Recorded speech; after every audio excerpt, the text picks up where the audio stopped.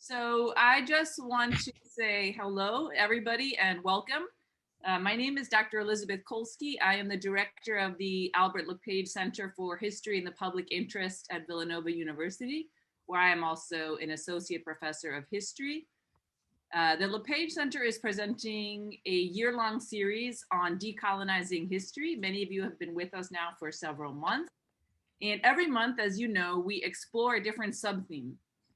So the month of March, our sub-theme has been decolonizing art. And we have had two excellent conversations. This is the third and final event in this month's series. And we are super excited about our conversation today with Teri Greeves and Jill Yohe, who are going to discuss their exhibition, which is called Hearts of Our People, Native Women Artists, excuse me. And I'm going to allow my colleague, Tim McCall, to introduce our speakers. The plan for today is to allow Jill and Teri to talk to each other for about 40 minutes or so. Then we will open up the floor for conversation. If you find yourself with burning questions, put them in the chat. We'll keep an eye on it. Around 1:10, 1:15, you can verbalize your question, or I'm going to keep an eye on the chat, and I'm happy to kind of ask questions. If I see people that are kind of asking questions that I can group together, I'll sort of put them together and pose the question. I ask that you keep your mic on mute for now, and at the Q&A session, when you have a question to ask, that you press the raise hand function, which is at the bottom of your screen. So without further ado, my colleague, Professor Tim McCall, who's an associate professor of art history, will introduce our speakers. Thanks. So I'm super excited about today's event. This is one I've been looking forward to for a few months, but I'll try to be as brief as I can and introduce first Teri Greeves, a Native American beadwork artist enrolled in the Kiowa of Oklahoma. Greaves's artistic productions are grounded in historical materials, forms, and histories, in conversations with contemporary pop culture. Over the last 2 decades, Greaves's work has been exhibited throughout the US in dozens of exhibitions. And in 2019, and we'll be hearing a lot about this today, as Elizabeth said, Greaves co-curated Hearts of Our People, Native Women Artists at the Minneapolis Institute of Arts, working with Dr. Jill Ahlberg Yohe, who I'll introduce now, Associate Curator of Native American Art, who previously served as Assistant Curator at the St. Louis Art Museum. Dr. Ahlberg Yohe has published in various exhibition and collection catalogs, and also in a wide array of journals, particularly about Navajo weaving and artisanal knowledge and cultures. And her work is focused increasingly on Native American women artists, right, as did the show. And I think for those of you all who have been at the previous 2 events, which I want to say are now available on YouTube, and I highly recommend them, that I think a lot of what we discussed in these previous 2 events are kind of like distilled or brought into practice by the exhibition, and that in the ways that it engaged with community partnerships in a very kind of within a very collaborative mode, transforming what exhibitions maybe can be from centering Indigenous interpretive frameworks, rather than just seeking knowledge about works, but pursuing an understanding of objects' insistent interconnection with their social worlds, including Native histories and natural environments. So it's my great pleasure to welcome Teri Greeves and Jill Ahlberg Yohe. So I'll hand it off to you two, and I'm looking forward to this conversation. Hi everyone, and hi Jill. Good morning. It's thank you very much for inviting us to speak. I really appreciate any opportunity to speak real talk about racism in America. Really, honestly, and in so many ways, this exhibition actually confronted it in numerous ways, on numerous levels, and numerous things, because colonialism, because it impacts all forms of Native life here in America. So, and it has for over 500 years. So this subject matter is really appropriate for our exhibition, because I remember when I first started with this, my brother, who works in language, revitalization, when I told him what I was doing with the museum, what I was doing with Jill, he just laughed at me. He said, he said, this was 5 years ago or 6 years ago. He said, so you're decolonizing the museums then? So I appreciate being able to speak to this because it's what we understood as Native people going into it, what we were doing. Yeah, thank you. Good to see you, Teri. Thank you to Elizabeth and Tim. Hello to everybody. We just wanted to give a little overview of those of you who have maybe not heard of Hearts of Our People, Native Women Artists. It was launched, probably like, I sound so Minnesotan now. By, I think about 2014. But it was dedicated to Native women artists. It was the first large exhibition. There has been beautiful exhibitions in the past dedicated to contemporary Native women artists. But this was the first large major traveling exhibition dedicated to Native women artists across time and place. And it was consisted of a curatorial co-curators, Teri and me, and a fully embedded advisory board of 19 women from all areas, experts in various mediums, come from different communities, as well as a local Minneapolis community engagement board that helped guide us in ways of serving as ambassadors for MIA to make MIA a more welcoming place in general, but particularly for this process. So just wanted to tee that up because we're going to be talking about kind of some of the nuts and bolts of the exhibition and in relation to the structuralism that exists in museums. So offer that work and let me know if I left anything out. Well, I did want to talk a little bit about how Jill and I came upon this. We're the same age, and I'm Indian and Kiowa, and she's white from Pennsylvania, and we grew up listening to the same music. We grew up in the same American culture. We have a lot of the same, things that run through our lives. We're mothers at the same time. Many things that the similarities of just being human, of being women, and of being women of the 21st century in America, right? And so we had all these commonalities, and yet we're on these opposite ends of American life, American identity. And so when Jill asked me to, I'm just an artist. I'm not a curator. This is not, I don't come from a museum background. I'm a Native American who grew up on the Wind River Reservation in Wyoming. I'm Kiowa, enrolled in Oklahoma, but I grew up north on the Wind River Reservation where my mother ran a trading post for 30 years. As far as my understanding is, she's one of the only Native trading post owners, maybe female ones ever, maybe. The history of the trading post itself is a part of the colonialism of America. Those trading posts were owned by white men who generally married Indian women and turned the Indian women into labor to create the beaded objects and stuff for sale for the tourist trade that was coming across on the railroads, which was a part of colonialism. So you can see how my entire life, beads are a trade object. And I came home in a fully beaded cradle board, fully beaded, that beads at this point now are considered a Native American material to work with, even though they're European, right? I mean, we took that, right? We took that colonial material and turned it Indian, right? And so I grew up in this world where colonialism is my life, right? I affected by it for generations, affected through it in my family, affected through it in my tribe, my tribal history, affected in the things that I love, the things that I understood and appreciated in a manner that someone like, someone from the outside isn't going to see, because I have that direct connection to why we use these things, what they're for, and to us, they are living. So when Jill asked me if I wanted to help co-curate an exhibition of Native American women's work, and with my understanding that Native American women it goes back to my mother again. When she was a young woman, she was looking for, she was curious. She was running a trading post. She wanted to read about, you know, women's clothing and, you know, beaded things and, you know, this, I don't know, what did the women do for diapers? Like, you know, I don't know, stuff like that, right? She goes, she looks in the books and there's nothing in the books, nothing. All that it was written by the anthropologists, the archaeologists, the art historians hadn't discovered us yet.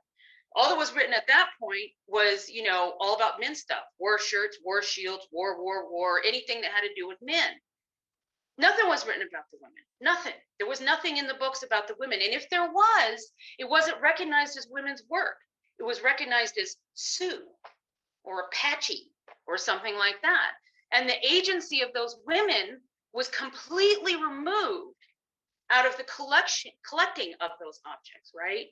And so, I mean, those guys didn't even listen to their own women at the time. So when they're collecting this stuff, of course, they're not going to pay attention to who's making our things, right? So when Jill and I go to, you know, later on in these collection visits, I mean, we're looking for names and, you know, locations, anything like that. There's no markers on any of this stuff as it was collected.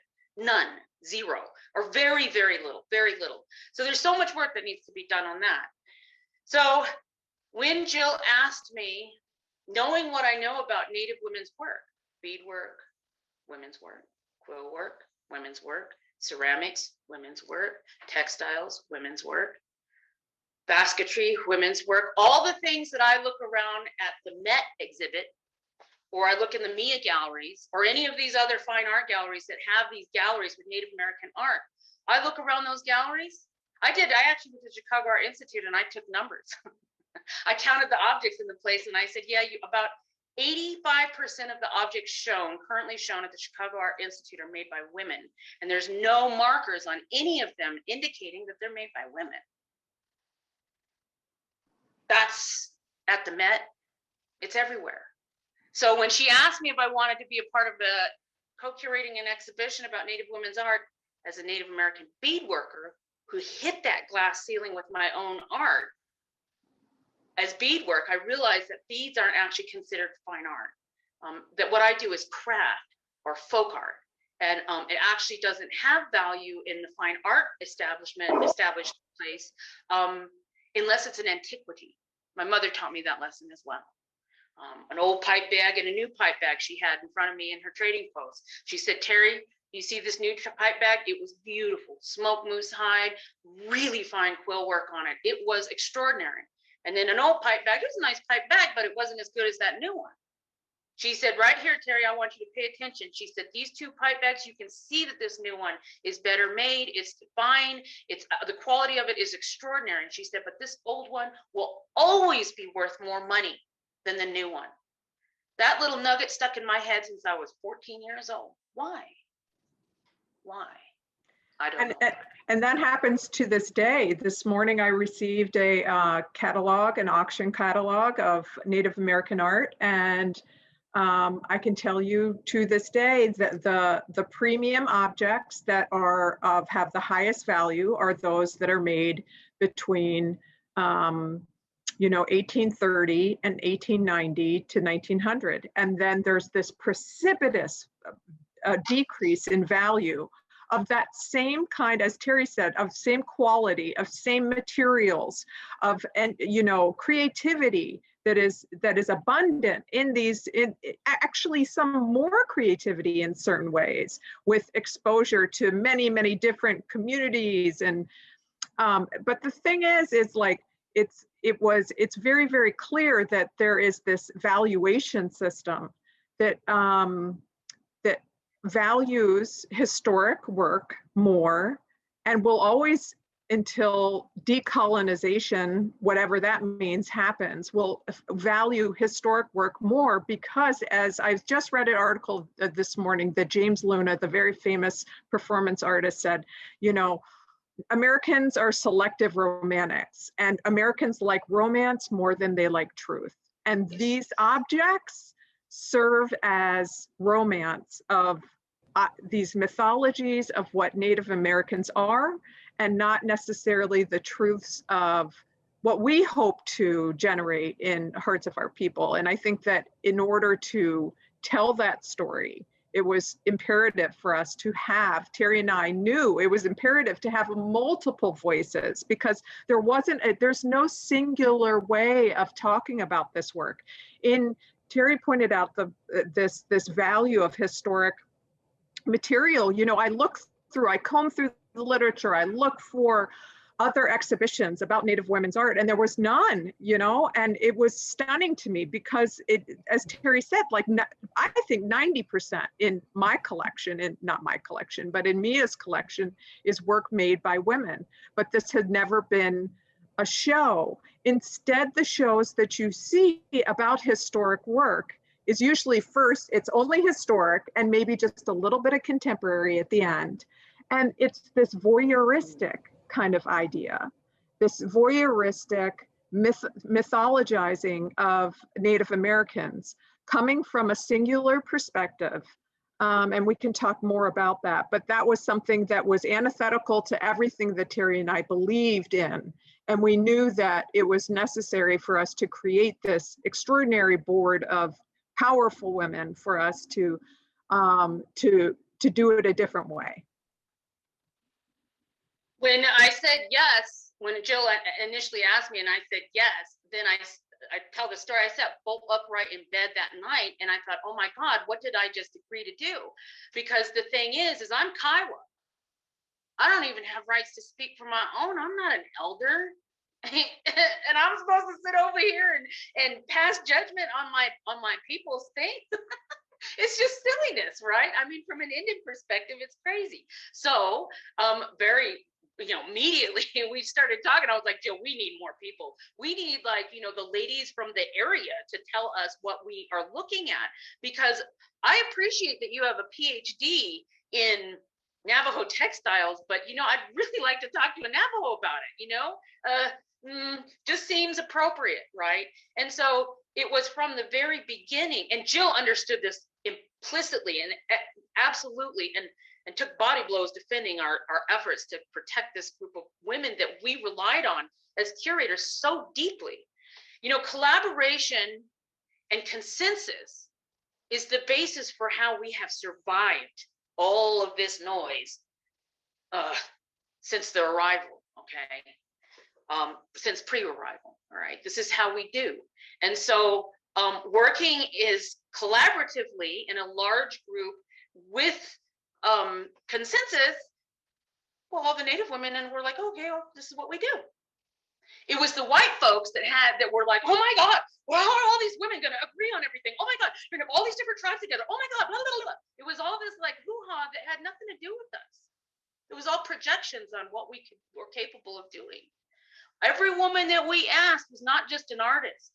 Those women were culture bearers in their communities, looked to in the way that professors are looked to in your culture, the way that art historians are looked to in your culture, the way that anthropologists are.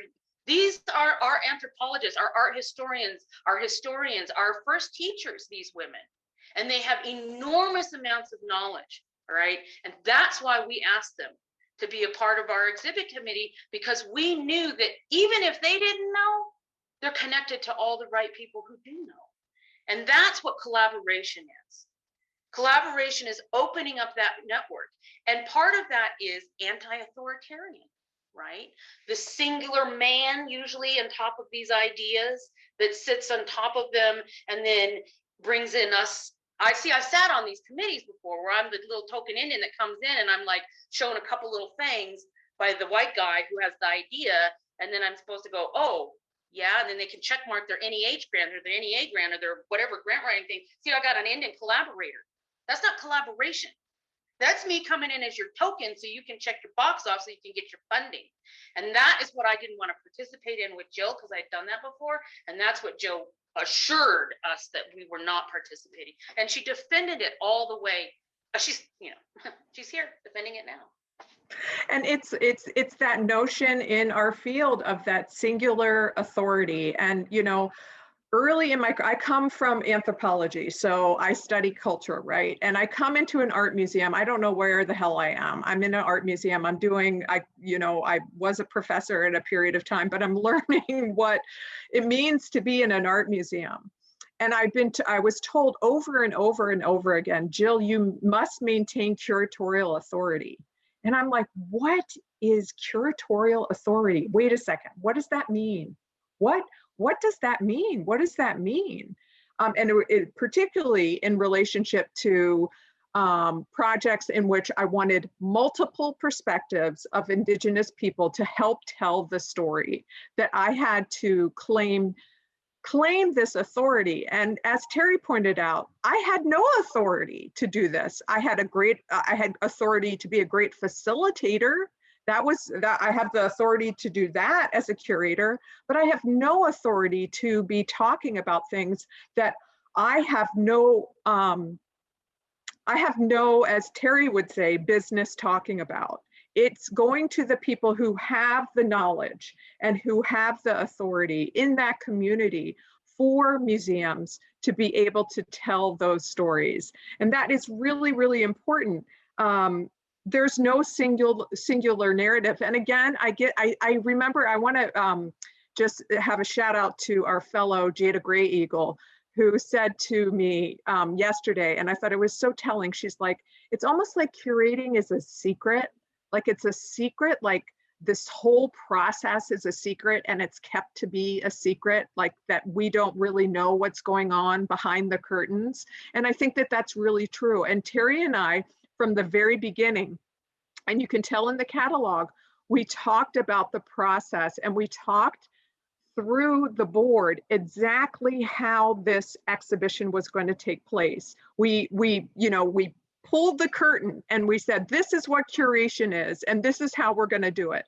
Whether it's through what our themes are, through what our object selection is, through the content that's delivered, through the voices of these women. We interviewed 27 women, and we have videos it's available on our website where you can hear directly from 27 perspectives of art, of Indigenous art, of across time and place, and very different perspectives and similar themes, but to just pull away that curtain and to allow us to be able to do things, as Teri said, in a way that we seemed is just a natural way, which is we thought this was just the right way about going about it, right? Consensus building, understanding that, as Carla Hemlock said, one of our board members, this isn't about us. This is about our future children and our children's children. It has nothing to do with us. It's about legacy. And so that was really important. So that curatorial process was made transparent, which was the beauty of the show, which was the power of the show. We have about 10 minutes, Teri, and I know you want to talk a little bit about some other things. So just wanted to give you that. I think a really instructive question is to ask yourself, if you're working in the museum, thinking of working in the museum or work with museums, and for me as a Native person, because structural racism was so embedded in every level of this exhibition, I think it is really instructive for all of us on whatever side of fences, whatever you want, however you want to say that, to ask ourselves, who is this serving? Who is this for? One of the things that we encountered were these land acknowledgements, which I have to say are panned across Native America, because basically they come across as saying, hey, we stole your land, thanks. That it's insulting. It comes across as insulting to those of us who still live that, right? We still understand very much. Yes, genocide, land theft, and slavery are the foundations of the wealth of America. It's colonialism, the tripod of colonialism here in America. Yes, I'm well aware that my lands are not my lands. I fight this battle. I have Indian lands that the federal government holds in trust for me because I'm a Native American, and they don't allow me to hold my own lands for myself, okay? I'm one of those people. So it becomes performative diversity PR stuff, right? And so, I mean, in talking and being a part of this this conference here at this university, being a part of this exhibition and all of that. I'm sorry, I kind of lost my train of thought. There's so much to talk about. There's two value systems. I talk about it every time I did a tour. Jill heard this a million times from me. It was like two ships passing in the night. Ultimately, every time I looked at all the art and I'm around it, I'm talking to the women and we're talking about how we understand the world, how we ordered things. I mean, we had our things ordered in a certain way, and then they ended up in one institution and they reordered them on us to make them more simplistic, right? It was Indian 101 again, because they needed maps and I don't know, it was like all this kind of stuff that's like projected on. So again, that question comes up, who are you doing this for? Like, who are you serving? Because if you're trying to serve Native American people, it might behoove you to involve us a little, more than a little. Ask us, we know stuff, a lot of stuff, more than your books can tell you, more than any one of your books can tell you. Just, you gotta come and ask us. You have to engage us. You have to collaborate, like really collaborate with us. So with all of that said, it's not like I think that museums are going to be decolonized, because museums actually are a part of the colonial process. I have no, veil over my eyes about that. I understand completely that these museums are, because why? Because the collections visits that I went on as a Native person, and the acres and acres of Native things that are held in dark cabinets with poison all over them, all across the United States.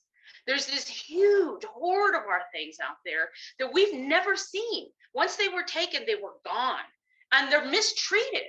That's what was shocking to me, is how mistreated they are. You want all this stuff, but then you don't take care of it. It's a sickness, I mean, colonialism is a sickness. So I have that museums are going to be decolonized.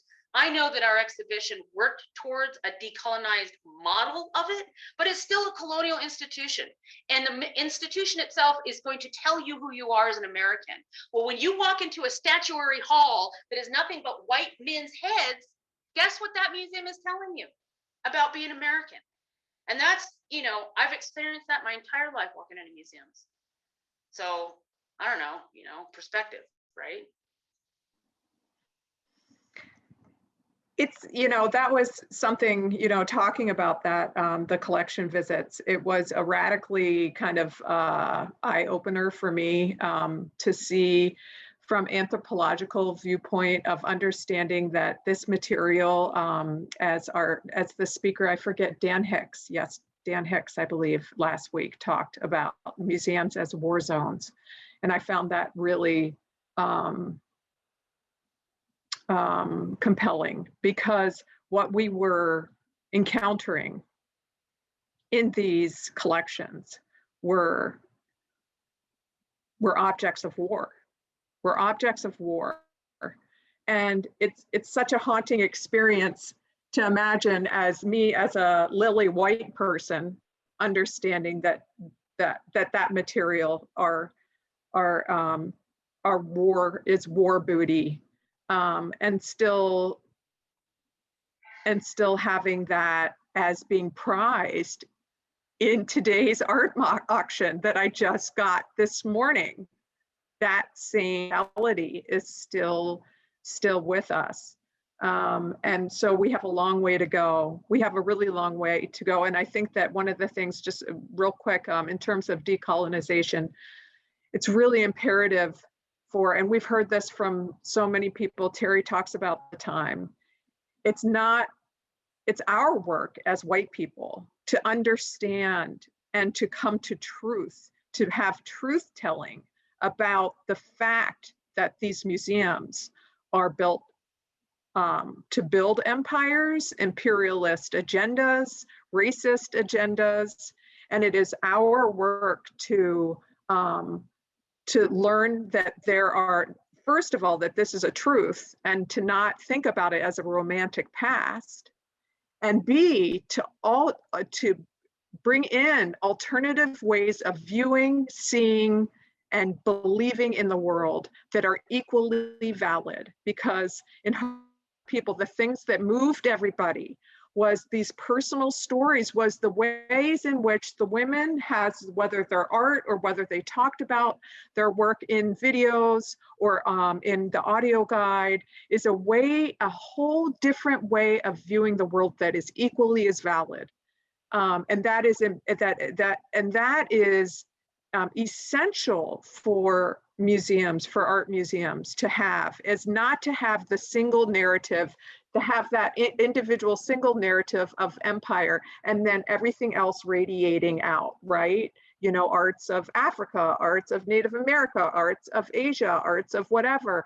It's to, first of all, crush this center, and then for the understanding of the legacy, and to have each of those tentacles that have been built on equal footing, that needs to be on equal footing philosophically, in terms of curation, in terms of money, in terms of exhibitions. Okay, I'll stop.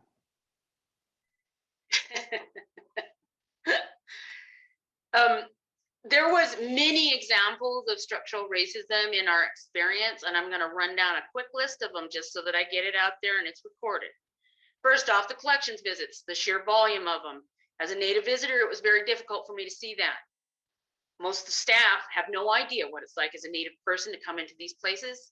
I would suggest that museums work on that. Also, most of our visits were to natural history museums, because Native American art is actually not seen as art. It is seen as the collected detritus of the expansion of the West. So along with dinosaur bones and minerals and rocks, Native American stuff has been collected. And so it's the natural history museums that have all of this. So colonialism, colonialism, colonialism, in the very places that we had to go to find this stuff, you know, that's the space that we're walking into. Curatorial control, it's a big one. Anti-authoritarian, as far as I'm concerned, and the idea of, you know, sorting and curation is Indian 101. You know, there was a whole bunch of stuff that we just kind of rejected out of hand. There's no need for a map. Okay, we're looking at this as art, and you got a computer in your pocket if you're so damn interested as to where some tribe you've never heard of, which you should know. You can look it up. The editorial issues that we had in terms of language usage, you know, capitalizing Native. We had to fight on that. Like, we had to fight over that, right? Touring it. Oh my God. No one wanted it. It was brown and women, right? So sexism and the patriarchy and white supremacy, head to head, right there, brown and women. And then of course it had great acclaim. And then Jill's probably still fielding phone calls over it, you know, like, oh, can we get the show? Oh, we'd love to have the show now. Okay, well, you know, which is why we did it. Because we knew that if we could get this out there, kind of reframe it a little bit, decolonize the vision on Native artwork, which is actually for Native people seen through women's hands by, you know, in a really big way, that we would, you know, we're making a little scratch at this massive, huge structural issue. And then preservation as a value. Preservation is such an odd thing as a Native person, because our objects are living and used. And so when they're preserved, they're dead, and then they're covered in poison. And then they're not repaired. Why would you leave it unrepaired? Because you're not going to use it, and therefore it's dead. Like, I don't know. It's like this kind of weird logic that doesn't make sense for me, anyways, a Native person. And then land acknowledgements is just pure PR and performative diversity. I don't really know what those are. So, and then I'd just like to end with this amazing Desmond Tutu quote. He said that you cannot liberalize apartheid. And I thought that's very appropriate for this particular thing, because you cannot liberalize colonialism. You cannot do PR things and, you know, boutique diversity blahs coming into your institution and thinking that, you know, putting lipstick on a pig is going to change the pig. Y'all are working with a pig. And as Jill said, it behooves you to be honest about what you're dealing with, because ultimately, in the end, you're only hurting yourself, because the American identity is big, and it involves more than a WASP version of this continent, okay? In fact, it's beautiful and deep and amazing, and there's so much to learn about being American if you if you take the white supremacy veil off and you start to look around and see what Jill and I experienced. We're two 21st century moms living in America, trying to figure out our place here. And we thought this exhibition could help other people find their place here too, and appreciate how our Native women have had an enormous impact on American art, and that we should be involved in the canon, that we should not be ignored, because there are some major actors out there that were looking at our work when they came upon their great innovations. So and not I hope that it helps. And not just looking, again, this is an aside, but not just looking at contemporary art in terms of 2D art. That is a huge, huge issue that I see in the field. Maybe that's for a whole different panel.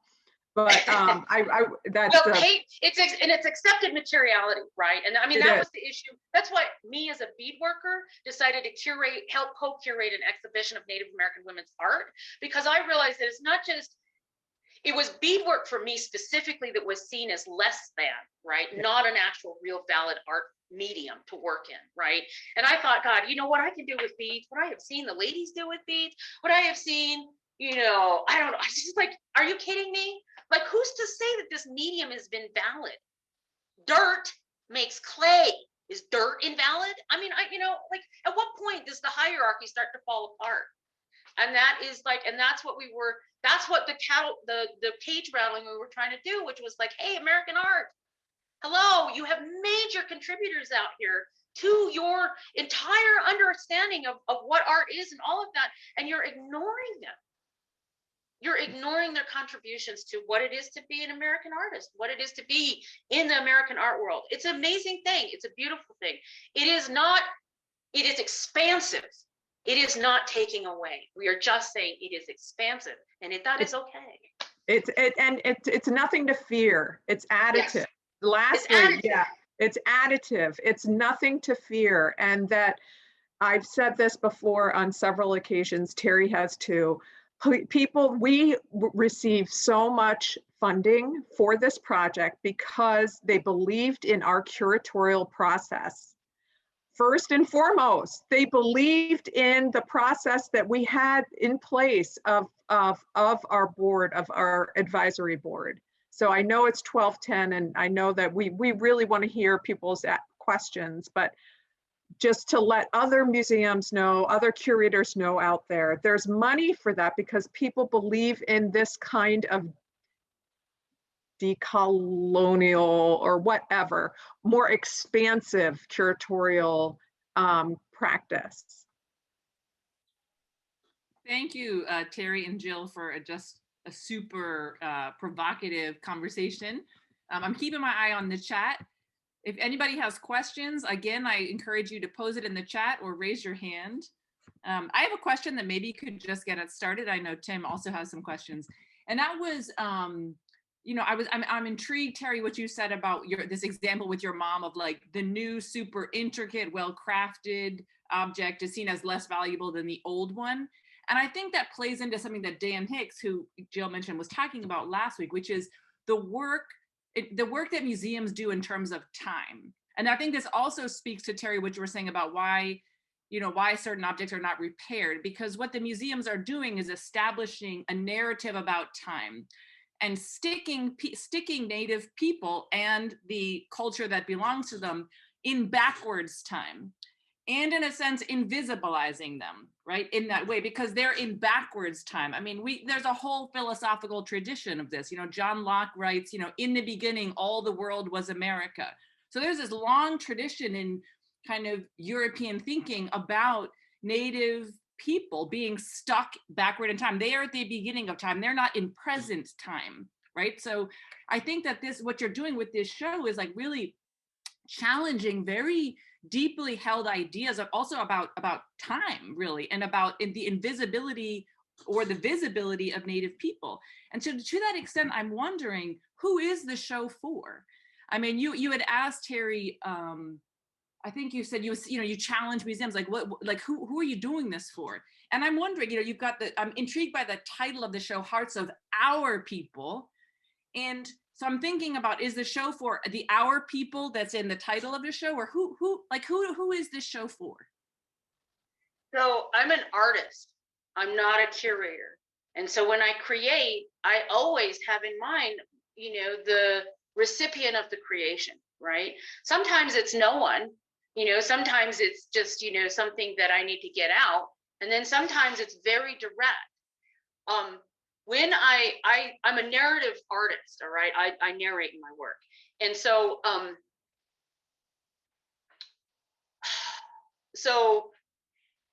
all of the work that I have ever done, anything that's been important to me, before I ever take it to market, before any white eyes ever see my work, I always pass it in front of my family first.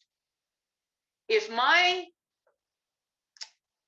gonna make me cry because my aunt just passed away from COVID, but if my little aunt can't understand my work, then who am I making it for?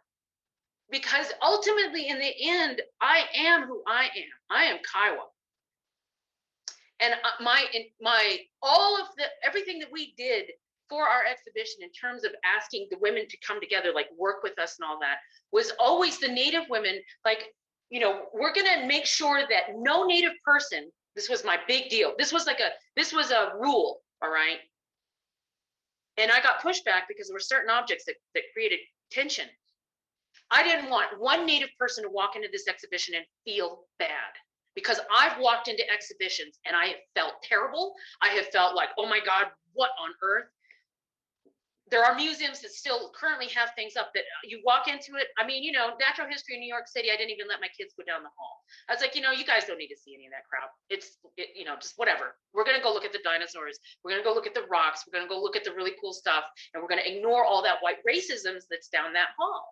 So I wanted to make sure that this exhibition and there was some tension, like, when the membranes pottery came up, that's all gravesite stuff. That ceramics was put over, deceased people's faces. So when you see these massive collections of it on the wall, it's like all those things came off of somebody's face, right? So Native people are not going to feel comfortable with a big display of those things. And so there was tension over that, because the non-Native curators, collaborators wanted it, and the Native collaborators were like, if you put that in, I'm not going to come to the opening. All right. So that would pretty clear line in the sand. If a Native person doesn't feel comfortable enough to come to your opening, then maybe you should heed that and not. And Jill did completely, 1000%. She found the workaround for that. So as a Native person, first and foremost, always Native people are my audience. Y'all can come along for the ride afterwards, but Native people are always first and foremost. And this exhibition was all about, hey, young Navajo lady, look at what we got in this big museum over here. This is some of your great grandma's work, or your grandma's work, or your auntie's work, or your mama's work, right? Hey, Pueblo girl, we got some of your grandma's pottery. That's what it was about. It was about so that I envisioned me walking through the exhibit, okay? And so that's what happens when you change the curatorial perspective and you don't let just straight white people, the colonists, create the narrative. Suddenly the narrative starts shifting focus. And that's what happened for us. And it happens organically.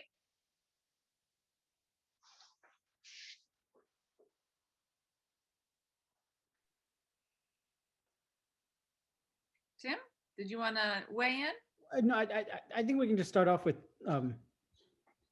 questions from the audience, because I'd rather let other people have a chance to speak. So actually, maybe Tim Horner is first. Tim, do you want to ask your question, or we're happy to read it? But oh yeah.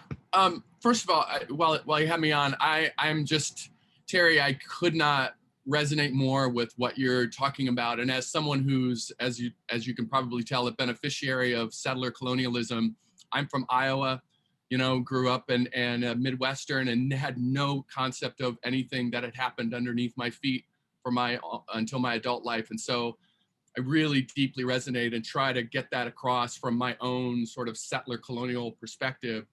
So I really appreciate, I could not say it any stronger than you, and I applaud that. I think you're speaking truth to power, and I really appreciate that, even though that seems to be directed at me. right? I love You that. guys is business to look after. Like I've told this to Jill many times. I appreciate her work I appreciate you guys' work so much. This is on you. Yeah, absolutely right. Absolutely right. And in the dovetail with the previous discussions we had about other museums, especially anthropological museums, I really am questioning museums as a colonial endeavor and whether or not they can be salvaged, whether or not the power of display, which is such a fetish of colonialism, can ever be a place of redemption in a colonial setting. And that's my question about whether there are any models out there of museums that style themselves to be a place of grief and regret for those who benefited from colonialism. We have only seen colonialism as a plus in the straight white male community, only as gain, and never have we thought of colonialism as something hurting us. It hurts other people, and that's a shame and a tragedy, but it never hurt us. We're always the beneficiaries. But I think flipping that model around and seeing the psychological damage that has been done to the white community by white colonialism is only at the very beginning stages. And I see that maybe a possibility of museums becoming a place of public grief for white people. And I don't know if there are any models out there of people that are doing such a thing or inviting their white attendees to participate in grief and regret. I'm sorry, go ahead. Just one model that I think that you may know of that I've been really impressed with, and I go to it often, is what was San Diego, which was formerly the Museum of Man, and it's now called the Museum of Us. And they have taken on quote unquote decolonizing project in which everything in their holdings that is subject to repatriation. Everything that they are doing is subject to multiple vantage points that are decentering white voices. So I think the model that I see that is leaps and bounds ahead of the curve, and Teri can talk about more, but in the United States, what I've seen is the Museum of Us in terms of anthropological. I see your question about in terms of anthropological museums, the Museum of Us at San Diego Museum of Art. They have great content on their website. I'm a big proponent of tribal museums because the narrative is controlled by the tribe. It's a really simple thing that it's a colonial institution, right? The museum and the power of the plunder and all that. Who plundered? Who's got the power? So tribal museums, to me, only because of the control of the narrative, they have issues because they're colonial structures. It's just like working with boards of directors. All that stuff is like, I hate when that stuff gets into Native. Oh my God, that causes so much trouble because we actually have our own organizational methodologies that are very ancient and they've worked for a really long time. And so when we impose these other things on top of it, that's what becomes problematic. Kind of tangent. The other place that I would say internationally, New Zealand. All right. If you want a real good idea of how Indigenous people are a part of, a major part of, it's New Zealand. So, and I don't mean that because I read it. There's actually Kiowa Maoris, and that Kiowa Maori family, they're museum people, or a couple of the women are museum people, and they have explained to me how it works. I almost fell off my chair when they told me. I said, "You're kidding me." I said, them white people let you guys take that stuff and use it? And she's like, "Oh yeah." And they bundle it all up. We showed them how to process, get it ready, and then we come and get it, and then we do our thing, and then we bring it back, and then they put it, and we're okay with it because every time we want to use it, we come and get it. I almost fell off my chair. But their president also speaks, Maori. So big difference. New Zealand and tribal museums. It's who controls the narrative. It really is who controls the narrative. So, if white museums, they definitely control their own narrative. They have. If white museums need a place for mourning to happen, I think that's what the Jewish museum is, isn't it? When we were doing all these collections visits, I came back and I was talking about these moccasins, this big moccasin collection I'd seen at the Denver Natural History, and man, it got me. And my husband said, you know, Terry, he said, it's like the Jewish Museum in Washington, D.C. with all them pile of shoes. I said, that's exactly what it's like. I said, because you see all the footprints, right? You know, these moccasins back here are my mom's. These are all my mom's, and there's footprints on the bottoms of all of them. So when I go into the collections, you know, I wear moccasins too. I got footprints on the bottom of my moccasins. I've resold many moccasins in my lifetime. When I see them footprints on the bottom of them moccasins, those are my blood. It's not just materiality to me, you know. So I don't know. I'm sorry. I got off on a tangent. Thank you, Terry. Monique Scott, I see you post a comment, and we'd love to hear from you, not to put you on the spot. I'm happy to, there she is, Monique. You want to weigh in? Sure. I was, Terry, my heart and brain is exploding.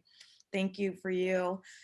Well, I was just responding to Tim Horner's thought about having museums be a place for white mourning, and I feel uncomfortable having places for white tears. Like these spaces are for we are mourning when we go in them.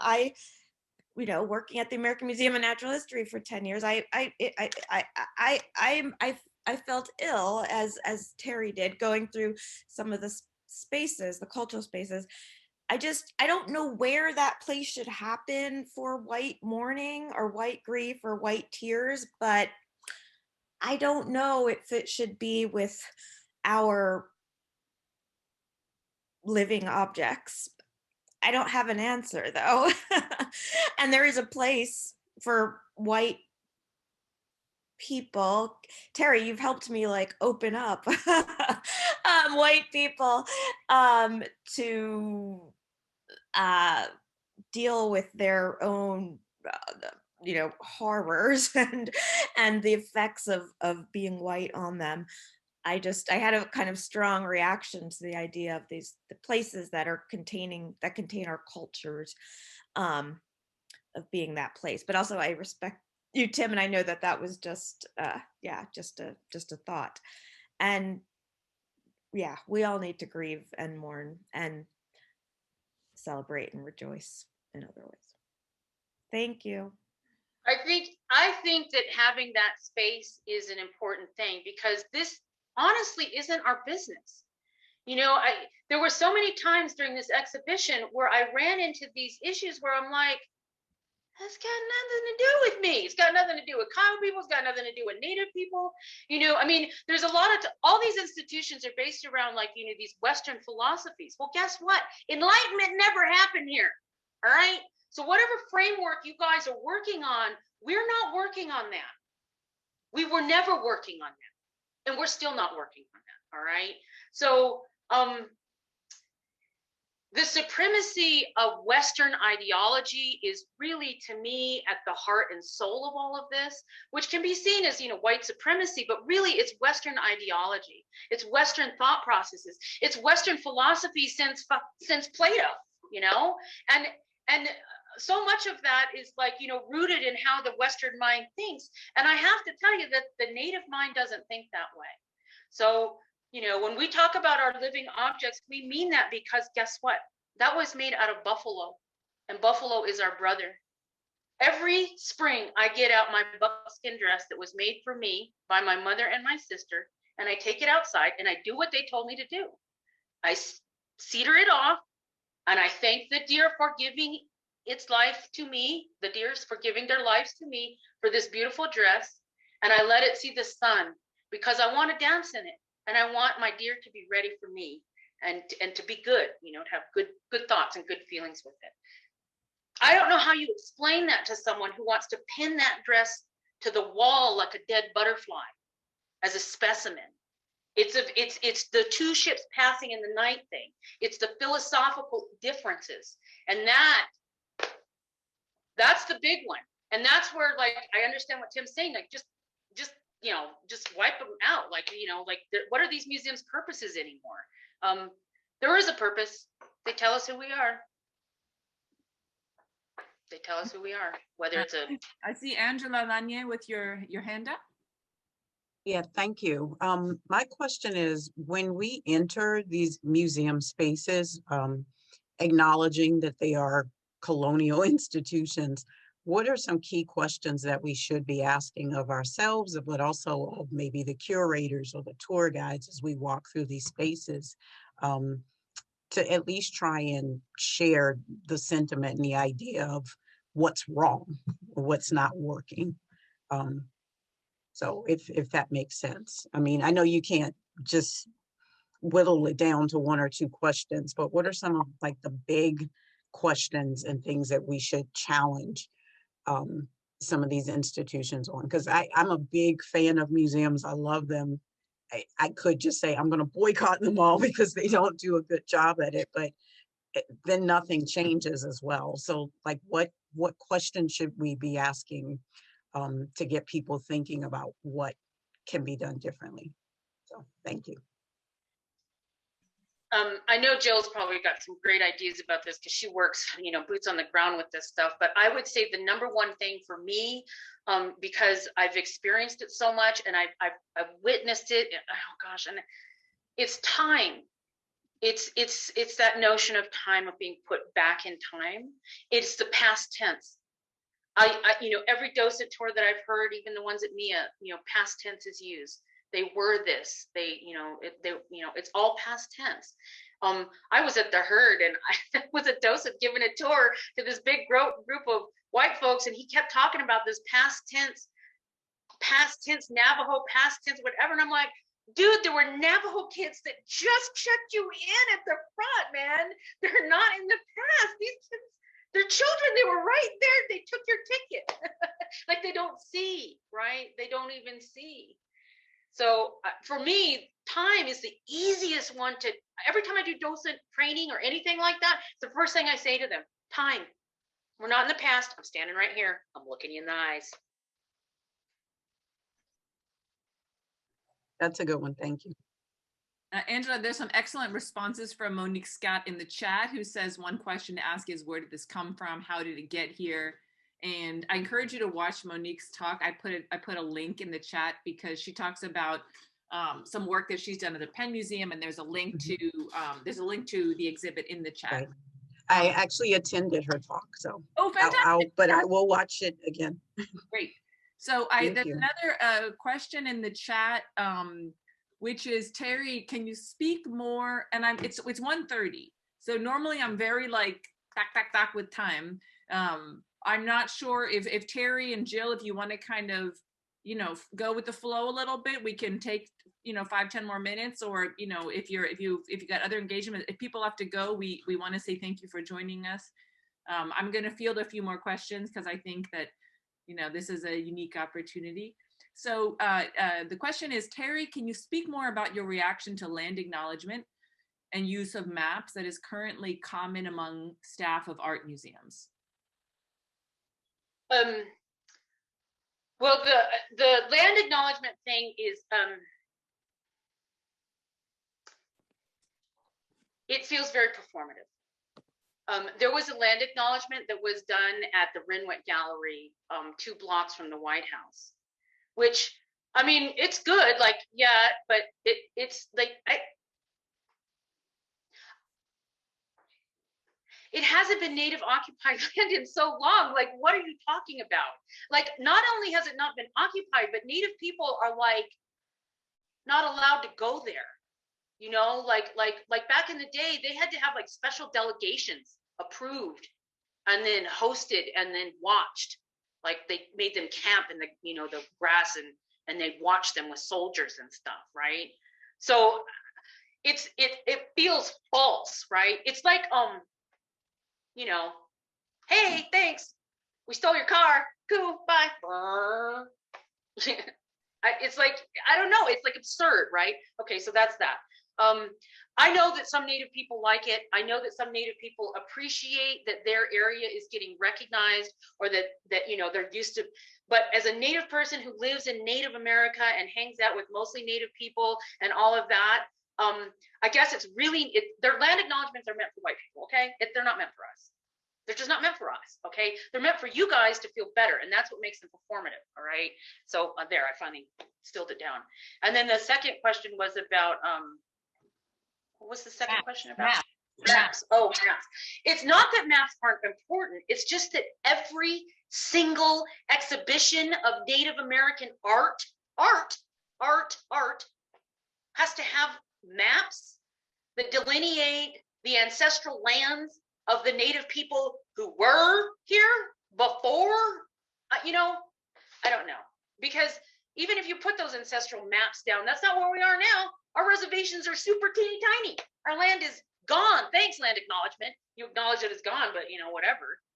So I don't know, the maps, and then for us specifically is just as an art show.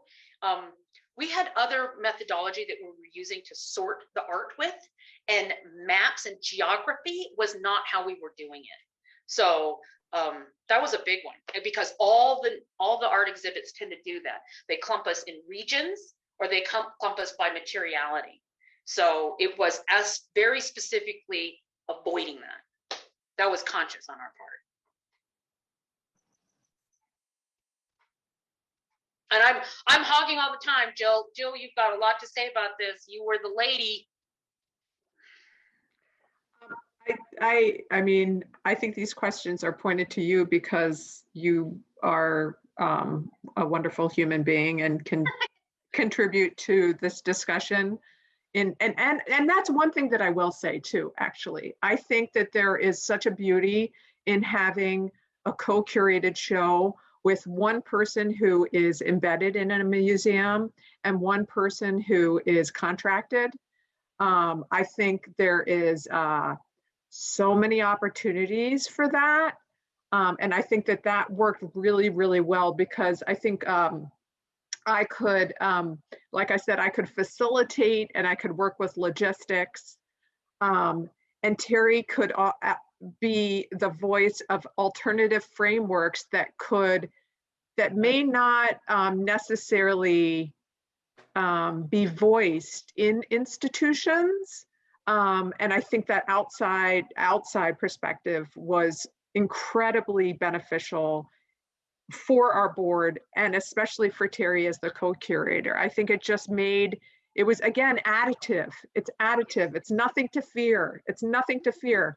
You know, it was a great success of the show. And the other thing that I'm just going to say at the end, you know, I know we're towards the end, but what was so beautiful is, like, I'll say internally at MIA, everybody, and Teri to MIA many times, and everybody was so excited. I'm going to say our colleagues were so excited about this show, and they put forth their effort, their heart and soul into the show, whether it was, no matter what division it was, whether it was media and technology, whether it was learning innovation, whether it was whatever it was, facilities, you know, whichever department, because they really loved this exhibition. And I think that I am so thankful for colleagues at MIA who believed in us and who really, really, really wanted this exhibition to happen and who made it happen. Don't you think, Teri? Didn't you think that was the case, that the colleagues at MIA were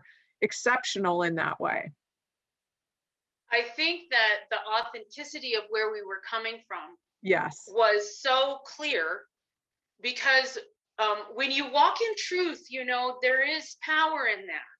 And all of these Native women that we asked to be a part of this all walk in their own tribal truths, all right? You can't take it away from us. It doesn't matter what your curated show of blah, blah, blah says about us. What we know is what we know. And ultimately, in terms of like a person from a community, what you have to understand about our perspective is that your museum has nothing to do with us. What you do in your museum, it has no bearing on whether our culture continues or not. Zero. So if you want us to be involved, then it takes you as an institution understanding that you actually have to change. You have to change, not little around the edges land acknowledgements, real fucking change. All right. You have to understand that our vision of this world, our perspective on this world, the hierarchy that we understand that we move in and all of that stuff, it's different, and it's consequential, and it is additive. I think it can be additive. Let's put it that way. I think it can be additive. Can I ask maybe, and maybe you all have been answering this question the whole time, but I know there are a lot of curators here, a lot of students who might want to be curators. What are some of the lessons? And again, you all have been saying this the whole time, but if you wanted to kind of like, particularly for our students, want to tell them what are a couple of things that are more true, a year or two after the exhibition, that they're really sort of that you want to kind of impart upon them, how to succeed in creating something like Hearts of Our People.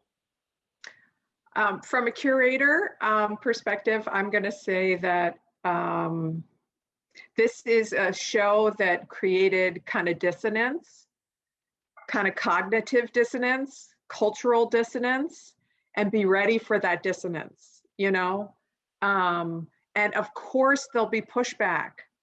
The very nature, this is just one little small attempt at shifting a little bit of the dial. Expect that pushback to happen. Be ready for it, because it's like coming against that century year long of this museological approach of structural racism, that of these stories that we've been told that are now seen as truths. So expect that pushback. And and the other thing that I'll say, it's difficult work. Be ready for it. Be ready for it. It's difficult work, but that's difficult work for any museum.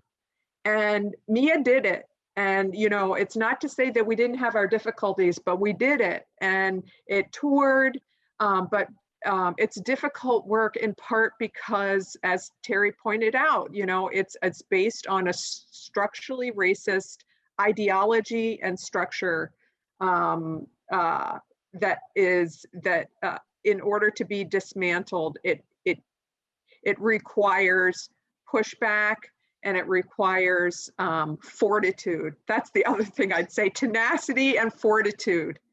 Tenacity and fortitude, and just go with your heart and know that you're doing the right thing. Like Teri and I, the whole time, we knew what was right. We knew what the right way of doing these things were. We knew that in our hearts and in our souls. And that's what was the beauty of this show. Women, a lot of men and women, but many, many women, many ages, would just come back over and over and over again. And they said, we were just so moved by this show. We were so emotionally moved by this show, because, as Teri pointed out, it was truth-telling through the art, by the artists, but it was also at a level of honesty and something that was came with integrity. It was, we never, we kept it was about integrity, tenacity, fortitude. Those are Kiowa traits.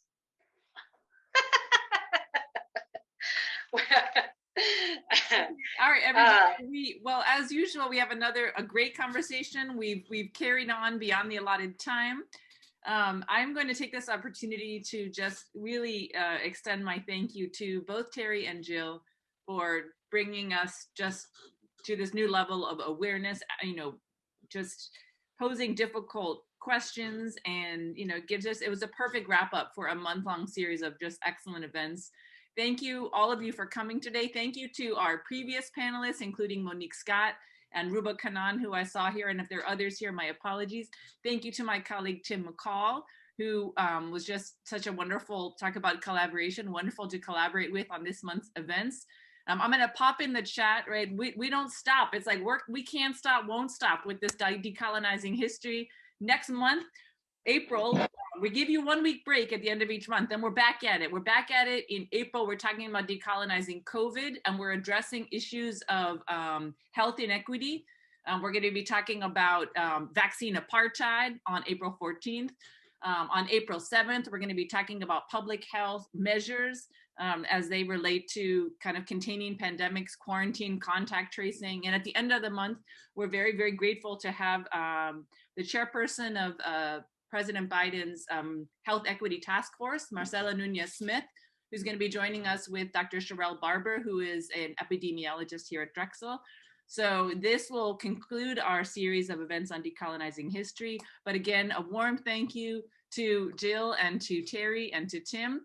And this recording will be posted on our YouTube channel within a week, probably by Friday. There's Brian, our tech wizard, is gonna get this up for everybody. And we look forward to seeing you all in April. And thank you so much for joining us again for this excellent conversation about Hearts of Our Mind.